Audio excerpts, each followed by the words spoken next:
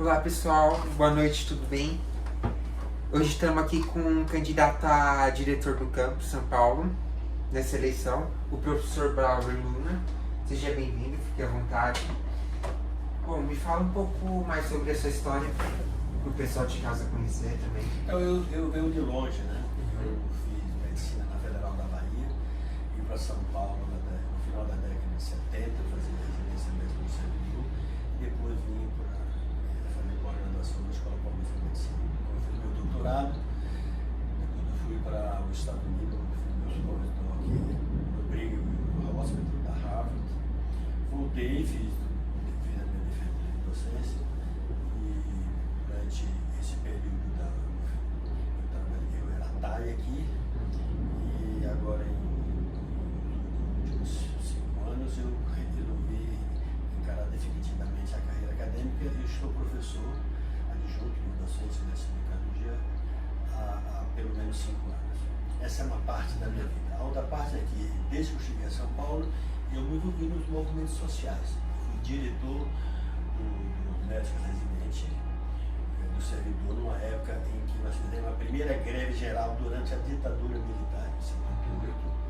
Naquela época aumentamos o salário dos médicos residentes. Com isso, eu me habilitei para ir para o sindicato junto com outros colegas, né? Fui tesoureiro do sindicato dos médicos, participando da fundação das centrais sindicais do Brasil naquela época, no momento de saída da ditadura militar. Me envolvi nesse processo de conscientização política, de avanço no processo democrático no Brasil. Quando eu voltei dos Estados Unidos, o pessoal me convidou para ir para o Conselho Regional de Medicina, né? Eu fiquei no início uma gestão, não me adaptei muito, porque o Conselho era muito burocrático, era um cartório completamente diferente do Conselho que eu imaginava, mas em 2013 eles me chamaram, acharam que eu tinha muita coisa a dar, e eu voltei com o intuito de quem teria que mudar o Conselho, transformar o Conselho dialogando com a população, em defesa da medicina. O Conselho não defende médico, ele defende médico e sindicato, associações paulistas de medicina e sociedade. E nesse período eu consegui introduzir no Estado de São Paulo o exame de avaliação dos recém-formados, que é uma maneira de você lidar com o problema da formação médica, porque naquela época já se descortinava um grande problema. Ou seja, o número de escolas médicas estava aumentando geometricamente. Então, quando eu cheguei a São Paulo, nós tínhamos pouco mais de 100 escolas. Quando eu cheguei ao Conselho já era 150, e atualmente nós somos mais de 400 escolas, né? E com formações muito complicadas que refletem no Conselho que nós julgamos ser o médico. Então eu consegui introduzir isso. Nessa época fiz uma discussão em todo o Brasil sobre a necessidade de ter boas avaliações do curso médico. Isso passa por avaliação do produto, né, do médico. É uma discussão hoje que reflete que todas as escolas hoje procuram elaborar nesse sentido. E nesse período eu continuei atuando também. Eu cheguei a ser presidente da Sociedade de Cardiologia do Estado de São Paulo. Foi um período muito legal para mim, em 2008 a 2010, onde eu consegui fazer a Sociedade de Cardiologia crescer bastante, eu me lembro na época, né? Trouxe o congresso de Campos para São Paulo, com isso o congresso passou de 3 mil para 5 mil, 6 mil. Exitosa da minha atuação. E no Conselho eu fiquei 15 anos, eu ocupei os cargos mais relevantes, desde o Departamento de Comunicação, Secretaria, Vice-Presidente e Presidente, né? E o Conselho é uma instituição muito importante do ponto de vista da prática médica. Os americanos invejam muito pela capacidade que o Conselho tem de influenciar a prática médica, de orientar o sentido da medicina em defesa da população. E nesse período, ou seja, o Conselho passou a ser uma entidade muito mais viva, deixou de ser um cartório, né? Passou a ser uma entidade com um jornal decente, com revistas, né? O Conselho, quando nós assumimos, tinha poucas delegacias, quando eu saí, deixei o Conselho com mais de 30 delegacias, então foi uma experiência muito exitosa. Em 2018 eu encerrei essa atividade e estou concentrado aqui na Escola Paulista de Medicina, né? Fazendo a coisa que eu mais gosto, que é ensinar, interagir com os estudantes. Nesse sentido, os colegas da cardiologia me colocaram para ser o coordenador do módulo de cardiovascular. Eu faço isso com muito prazer nos últimos 4 anos. E o que fez você se candidatar a diretor do campus? Então, é que na medida que eu passei a me para concentrar minhas atividades no campo e observar as coisas que acontecem em São Paulo, você percebe várias coisas que chamam a atenção. Primeiro, as crises que são recorrentes dentro da nossa instituição. Elas são crises de crescimento, porque quando eu entrei na escola era uma escola de medicina, hoje é uma universidade. Né? Então isso chama a atenção. Depois a gente percebe que algumas características de quem conheceu outros campos universitários destoam aqui. Você olha em volta, você está numa região e você não sabe que você está dentro de um campo universitário. Você não se sente orientado.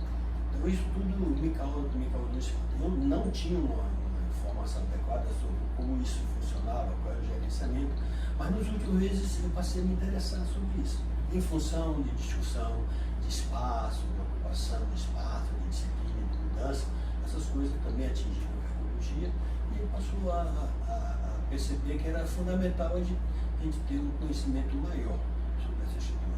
Foi isso que me voltou a pensar como é que, quem é que dirige essas coisas? Como é que o Instituto funciona ou deixa de funcionar? Por que a manutenção não está funcionando de maneira adequada? Por que as pessoas se sentem seguras aqui em volta? Quem coordena isso dentro da universidade? É a prefeitura, já que nós estamos no campo aberto? Aí eu descobri que não. Que a universidade tem uma estrutura que é responsável pela manutenção do campo, do instituto, de garantir a manutenção dos prédios, da segurança, ou seja, de garantir que haja essa comunicação de maneira adequada. Então foi isso que me colocou em mente, talvez eu possa participar dessa discussão. E quais são as atribuições do diretor do campo? Só para o pessoal de casa entender, porque ainda tem essa... O diretor do campo é como se fosse um prefeito de uma pequena cidade. Ele é responsável por toda a parte de infraestrutura dos prédios, dessas casas, onde existe algum entendimento, porque nós estamos imbricados aqui com a Escola Paulista, com a Escola de Enfermagem, a Escola de Fonoaudiologia, então tem vários institutos, casas maiores e menores, onde existe esse tipo de atendimento, porque na área médica o conhecimento é dado na prática, com aulas e com interação com o paciente. Né? Então, ou seja, quem gerencia toda essa situação é o campo. Ao lado disso, ele tem que lidar com os servidores. Então, o campus, no cidade, tem cerca de quase 500 servidores que ajudam a elaborar e atuar no planejamento adequado dentro dessas estruturas. Ao lado disso, o prefeito do campo tem que atuar junto com as escolas médicas, né, para garantir as melhores condições acadêmicas e de pesquisa que essas escolas estão demandando para os seus pesquisadores, e tem que ter uma interação boa com a reitoria, para que recursos venham em condições adequadas para fazer isso. Ou seja, é um prefeito, né, de um local aqui no Campo São Paulo que envolve mais de 16 mil pessoas. É uma pequena cidade do interior administrada, né, dentro de um universo gigantesco que é a cidade de São Paulo. Se você fosse eleito hoje, qual seria a primeira coisa que você faria no seu mandato? Se eu fosse o prefeito ou o diretor? O diretor. Então, a primeira coisa que nós temos que analisar, toda vez que se assume uma estrutura complexa como essa, é analisar quais são os principais problemas que têm que ser resolvidos ontem. Né? Eu tenho percorrido o campus, tenho conversado com vários colegas, representantes de diversos setores, institutos, pretendo continuar fazendo isso para entender melhor a dinâmica. Eu tenho a impressão que nós temos que uma das prioridades aqui é a regularização de alguns institutos que estão em situação muito crítica, do ponto de vista do seu refrigeramento, não funciona o ar-condicionado, não tem o ar-condicionado, problema de vazamento de água, problema de contaminação, porque a limpeza não está adequada porque o subsolo tem coisas que não deveriam ter, entendeu? Ou seja, esse é um dado que eu vou encontrar. Tem algumas situações críticas que aconteceram no ano passado em relação a prédios que são da nossa história, por exemplo, o telhado do prédio onde fica o anfiteatro Leitão da Cunha teve problema, né? Você vai para o Leitor, também tem problemas, né? Ou seja, esse setor eu tenho a impressão que são prioritário para você começar a resolver.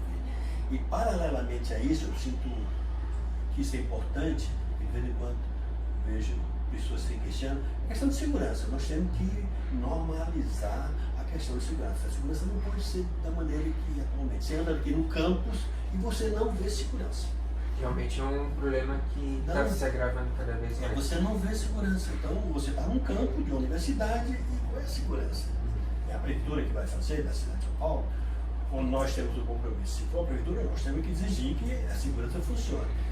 Eu acho que nós devemos ter uma segurança nossa, uma segurança que não é armada, mas uma segurança preventiva, que antecipe problemas, que as pessoas, que oriente as pessoas aqui dentro do campo, assim por diante.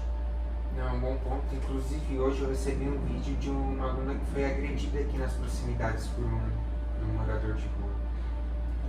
Isso não pode acontecer. Não tenho nada, acho lamentável que nós tenhamos morador de rua, isso é um problema social grave, mas nós temos que proteger as pessoas que transitam aqui e que sabem lidar com esse cenário. Pessoas profissionais, como você, eu não sei lidar com isso, não fui treinado para isso, mas nós devemos desenvolver um esforço para ter uma guarda de campo que lide com esses pequenos problemas, que são pequenos no sentido global, mas é muito importante porque aflige o médico, aflige o estudante, o pós-graduando, um servidor, ou mesmo outras pessoas que transitam. Outro assunto que aflige muito os estudantes é em relação ao bandejão, a qualidade do bandejão e em relação a, por exemplo, no bandejão atual não tem café da manhã e não tem refeições durante recessos de final de semana. Num possível mandato seu, como é que seria o bandejão? Então, eu andei visitando lá o restaurante, conversando com as pessoas que utilizam, né, e me informando sobre a situação do restaurante. A situação do restaurante é uma situação preocupante. Eu fiquei sabendo que a comida do restaurante não é feita mais no local porque a cozinha que estava lá, uma cozinha desadaptada, não sei o quê, precisaria reformar e tal. Isso não foi feito e de emergência contrataram uma firma que faz a comida em Diadema, em São Bernardo. A comida é feita de madrugada, chega aqui para ser utilizada. Então, não vai ser uma comida boa. Não vai ser uma comida. Se tomar cuidado, talvez não seja saudável. Até soube que já teve alguns problemas sobre isso. Então, a minha ideia é que, primeiro, recuperar esse restaurante, recuperar essa cozinha, não deve ser uma coisa para todo mundo, e fazer uma terceirização que ocupe, faça a comida aqui, né? Você fazer isso, né? E que defina um cardápio que seja adequado, porque eu soube que se você chegar mais atrasado lá, você pode não ter a quantidade adequada de proteína que você precisaria. Vou fazer todos esses esforços. Eu sei que existem alguns problemas legais sobre quantidade de refeições, vou trabalhar isso junto com a procuradoria da reitoria para ver quão legal é possível não fazer a refeição. No sábado me parece que é possível, porque tem atuação aqui, mas é uma solução para ter uma refeição também no domingo. Eu tenho a ideia de que nós temos que criar um centro de convivência aqui dentro, não, vários, mas penso que ali dentro, onde está o restaurante, já foi, eu acho, no passado, um centro de convivência. Nós temos que discutir essa ideia com a comunidade. É um bom ponto. A gente sente realmente falta desse espaço de convivência, espaço para estudar. Onde você possa chegar, relaxar, conversar com os colegas e tal, ou ter um andar que você possa trabalhar, tem vários computadores. Não temos computadores disponíveis aqui para as pessoas do campo. Né? Nós temos que discutir isso e fazer isso viável. Pois é, falta de computador, a gente tem que trazer o computador de casa e ainda corre o risco da segurança. E outro problema que os estudantes relataram é a falta de bebedouros de água espalhados pelo campus. Como o senhor pretende resolver isso? Não, esse aí é uma solução simples. Não é possível que num país tropical, numa cidade como São Paulo, numa universidade de ponta como a Unifesp, nós não possamos resolver esse problema de colocar filtros com águas potáveis na casa. Não é possível. Né? Então esse compromisso eu vou colocar como prioridade absoluta, porque isso não é difícil fazer. Entre aquelas primeiras coisas. Aquelas primeiras coisas. Isso não é difícil você resolver esse problema. Eu falo porque eu sou vítima disso também. Eu tenho uma sala, né, aqui, e eu tenho que trazer minha água. Porque em volta de mim, nos próximos 300 metros, não tem nada. Tá vendo? Eu não tenho acesso à água. Somando alguns laboratórios que não tem ar-condicionado, fica bem insalubre. Como é, por exemplo, a minha sala, né? Não tem ar-condicionado, então fica um ambiente completamente inadequado. Então eu vou encarar isso com o máximo de prioridade. Não tenho receio nenhum das pessoas criticarem que talvez eu esteja fazendo promessa. Eu não estou fazendo promessa, eu acho que essa coisa é possível de você resolver. Né? Eu preciso de dedicação, esforço e saber qual é os outros. Né? Porque água é prioridade, água é vida. Nós temos que resolver esse problema. E em relação à moradia estudantil? A moradia estudantil é um problema, porque atualmente nós temos poucas vagas para moradia, pouquíssima. A maioria delas contempla mais a residência, né, os médicos e as médicas. E eu fiquei sabendo que temos agora alguns apartamentos da Unifesp que foram disponibilizados. Mas é muito pouco, é muito pouco. Ou seja, para minha surpresa agradável, no projeto PDI-Infra, né, que é o projeto diretor da Diretoria da Infraestrutura, tem um planejamento de construir uma moradia estudantil. Inclusive já tem um terreno, que é ali na Louvre, na Colônia de Barro, de maneira que o que falta é você conseguir a viabilidade econômica. Né? Então, lógico, não é uma solução para amanhã, mas é um compromisso nosso. E vamos ver, eu sei que a universidade, a Unifesp, tem mais de 100 imóveis aqui nessa região. Eu vou fazer um levantamento, saber quantos deles poderiam ser utilizados para servir de moradia enquanto não se constrói um prédio com uma infraestrutura adequada. Eu me comprometo com isso, que eu acho muito importante. Me incomoda muito você ter um campo que não tem identidade, uma universidade que não tem uma moradia estudantil, coisa parecida. Não, nós temos que evoluir nessa direção. Eu acho que é possível se você tiver determinação. E em relação ao espaço da biblioteca que está sendo construído hoje, como você pensa em atuar para viabilizar? Então, a biblioteca já foi a melhor biblioteca da América Latina mesmo. Eu utilizei muitas bibliotecas. No entanto, ela está fechada há quanto tempo? Já esqueci quantos anos já. Você chega lá e tem um projeto, mas está faltando uma dotação orçamentária. Numa universidade que nasceu cuja origem é a saúde, que já teve uma biblioteca de repercussão sul-americana, não ter essa biblioteca, inclusive pode ser um centro de convivência, de estudantes poderem estudar, que está aberto de domingo a domingo, como eu vi isso lá no exterior, na Harvard, a biblioteca fica aberta domingo a domingo. Você passa domingo e está cheio de gente estudando. Então o meu compromisso é fazer, já que eu soube que existe um projeto executivo, é transformar isso em um projeto de construção. Ou seja, ir atrás de recursos. Eu imagino que qual é a dificuldade de você conseguir recurso para construir uma biblioteca num país como o nosso? Não pode ter tanta dificuldade assim. Se o MEC não tiver recurso, nós temos que bater porta em outros locais. Né? Nem que seja a iniciativa privada, mas nós temos que nos movimentar.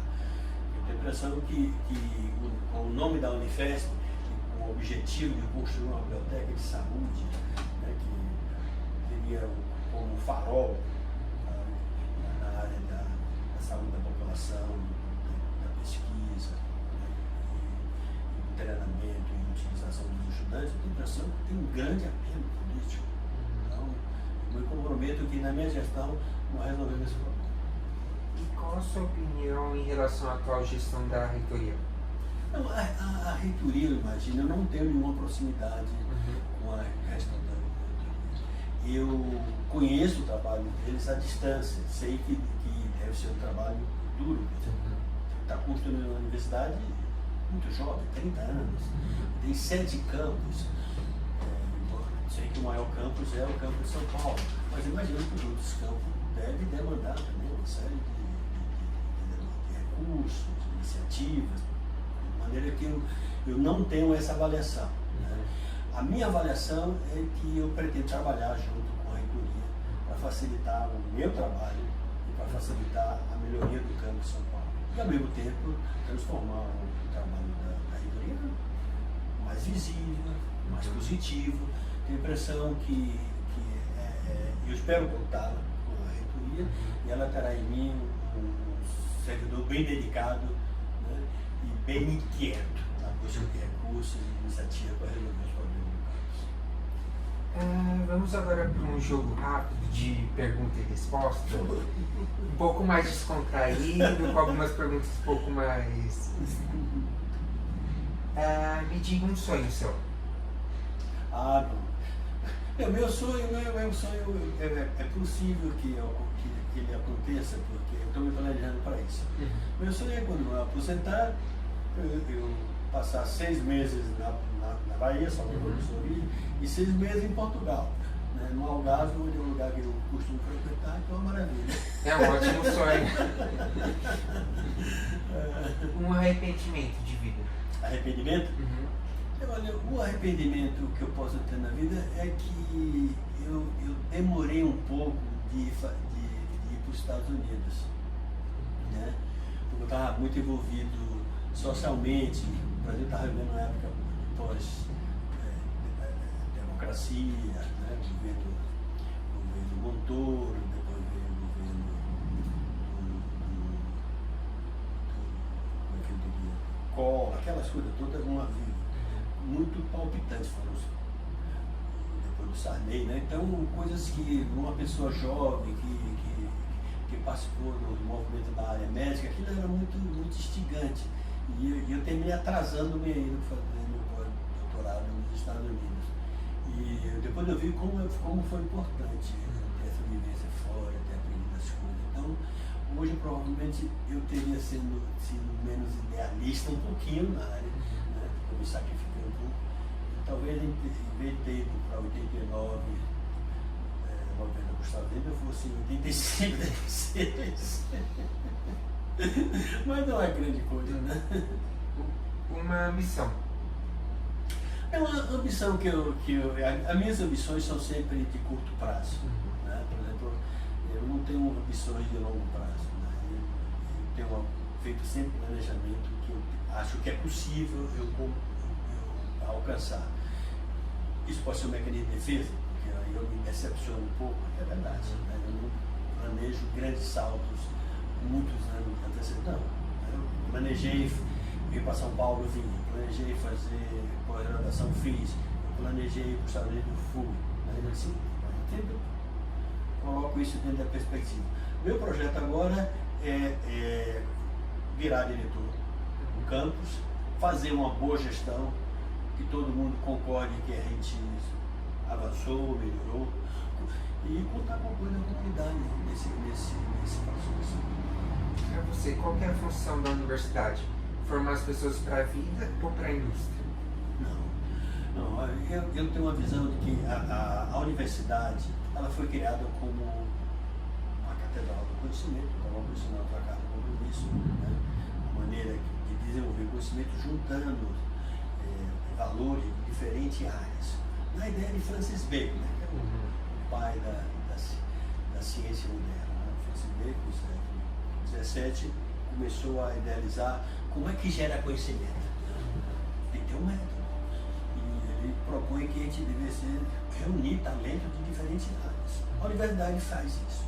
A universidade fez isso até o século XX agora, até o século XX, olhando muito mais para si, fundamentalmente, e muito menos para a sociedade. Lógico que tem alguns exemplos, né? A sociedade se abre um pouco mais. A universidade moderna do século, na minha opinião, do século XXI, ela tem que ser uma sociedade para a sociedade, né? Ela não tem que ser uma universidade para a indústria. Eu sei que existe essa tendência em alguns institutos, algumas grandes companhias americanas, de formar a universidade a preparar pessoas para entrar no sistema de produção dela. Eu sou contra isso. Essa universidade tem que preparar o indivíduo para gerar conhecimento, para influenciar na sociedade, para ser um indivíduo ativo, um polo de transformação da sociedade e de aperfeiçoamento. Essa é a minha visão. A sociedade não pode estar fechada em si. Me diga um ponto positivo e um ponto negativo da atual gestão da diretoria do campus. Não, eu tenho dificuldade de colocar, porque eu tive poucos contatos com esse pessoal. Só ultimamente é que eu passei a ter um contato com ele. Eu comecei, a cardiologia passou a ter alguns problemas, eu conversei com outras pessoas também passando por aí, eu falei, mas quem resolve isso? Né? Aí vou no instituto, alguém falava isso, não é o diretor da faculdade. Ah, não, eu já fui o diretor da faculdade. Não, eu não lido com as coisas acadêmicas. Ah, diretor de campo. Então eu tenho dificuldade de fazer uma avaliação. Assim, como eu sou um cara presente aqui na instituição, eu venho quase todos os dias na instituição, compro, até mais, né? Porque eu gosto, eu estudo aqui, eu escrevo, eu aprendi no pós-doc, e me levar trabalho para casa. Você vai ficar a sua família. Então eu faço o meu trabalho aqui, eu escrevo aqui, eu estudo aqui, então eu venho uma profundidade. Gosto de estar aqui, de encontrar com os colegas. Né? Então eu tenho dificuldade de fazer. Porque eu acho que eles são distantes da maioria das pessoas, acho que eles são.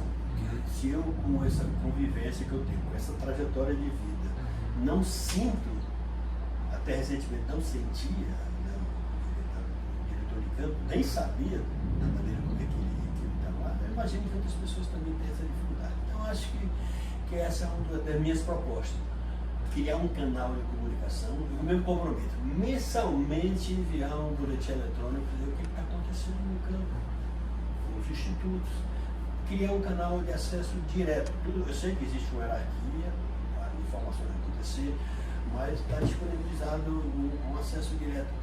Eu quero estar dialogando com as pessoas. Precisam saber por que fez ou por que não fez. Porque às vezes você não consegue fazer, mas você precisa saber por que você tentou pelo menos, o que aconteceu. Então, eu tenho dificuldade de fazer julgamento, eu não quero ser injusto, né? Mas essa é a minha impressão. E o senhor acha que qual o legado da atual diretoria? Deixou algum legado? Eu gostaria que você me apresentasse.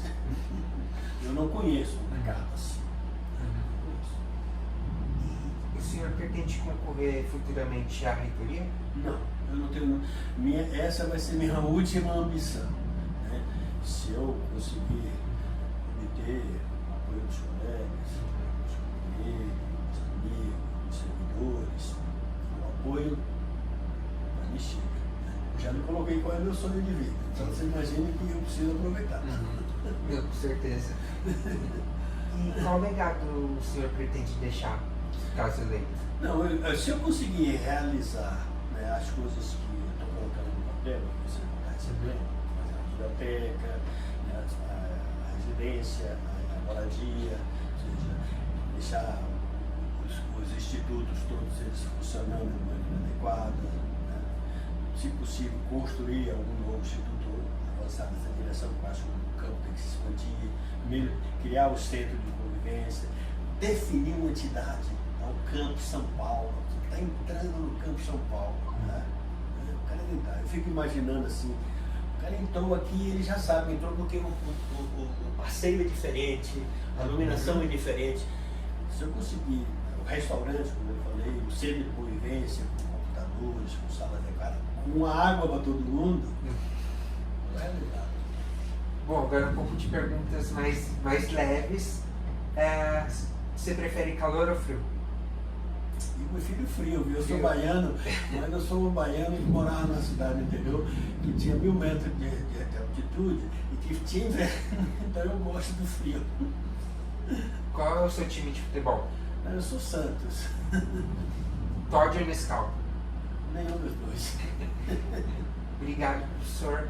Essa foi a entrevista com o professor Braulio. Você quer deixar um recado final para os eleitores? Eu gostaria de primeiro agradecer a paciência de vocês que acompanharam esse coloca até o final. E saber que de mim vocês terão sempre transparência, verdade, né? E o compromisso de que eu vou dar o melhor para fazer aquilo que eu estou colocando aqui para vocês. Ou seja, A vida é feita de desafios. Né? E eu tenho feito, minha vida foi feita de desafios. Eu venho de uma família de classe média, mas eu tive que lutar a vida toda para que as coisas acontecessem. Né? E eu aprendi, se você se dedicar, se concentrar, tiver dedo, tiver persistência, for uma pessoa ética, as coisas acontecem. E é isso que eu quero que você saiba de mim. Obrigado pela atenção. Obrigado, professor. Vai.